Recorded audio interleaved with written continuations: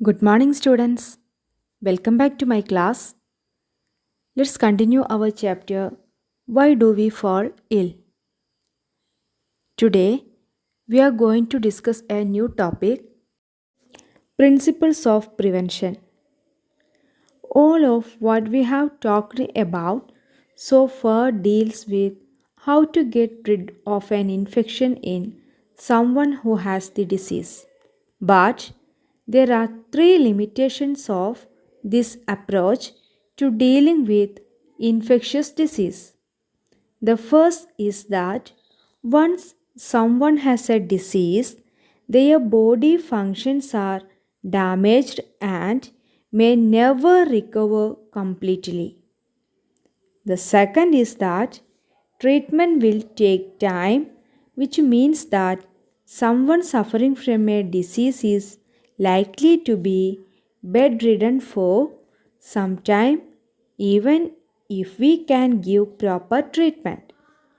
The third is that the person suffering from an infectious disease can serve as the source from where the infection may spread to other people. This leads to the multiplication of the above difficulties. It is because of such reasons that prevention of disease is better than their cure. Dears, how can we prevent diseases? There are two ways. The first one is general ways of prevention, and the second one is specific ways of prevention. So, dears, let's learn more about these ways. General ways of prevention.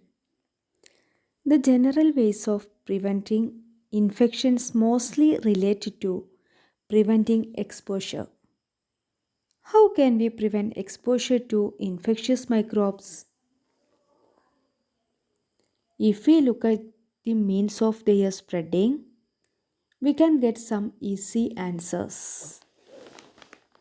All of you look at this screen. The first one is providing living conditions which are not overcrowded. Providing living conditions which are not overcrowded. For airborne microbes, we can prevent exposure by providing living conditions that are not overcrowded. And the second point is providing safe drinking water. For waterborne microbes, we can prevent exposure by providing safe drinking water. This can be done by treating the water to kill any microbial contamination.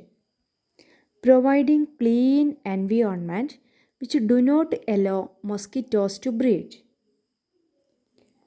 For vector-borne infections, we can provide clean environments. This would not, for example, allow mosquito breeding.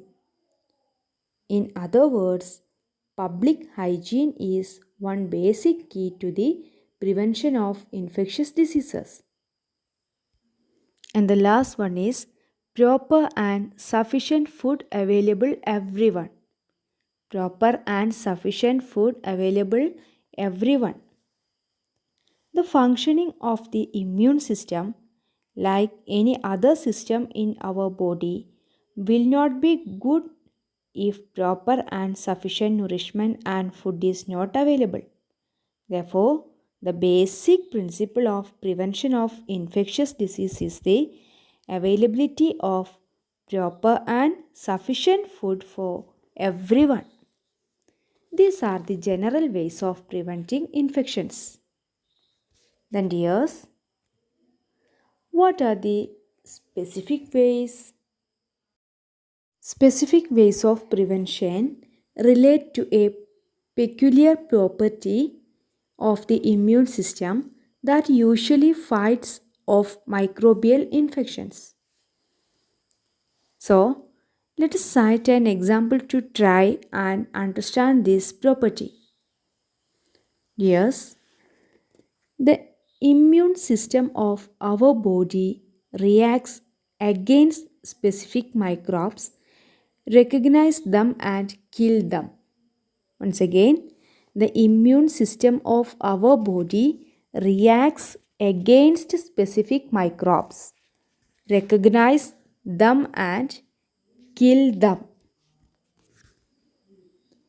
Then, immunity is the ability of our body to resist the disease. It can be inborn or acquired after birth. Vaccination is a way of providing immunity to a healthy person by giving vaccines. The third one is vaccination. It is a way of providing immunity to a healthy person by giving vaccines. And the last one, chronic diseases like smallpox, polio, etc., have been eradicated by vaccination. Then, dears, do you know what is vaccination? Inoculation of vaccine in the body of a healthy person to develop immunity. Vaccination. Inoculation of vaccine in the body of a healthy person to develop immunity. My dear students, hope all of you understood today's class. If you have any doubt, you can ask me now. We are going to wind up our class here. Thank you. Have a nice day.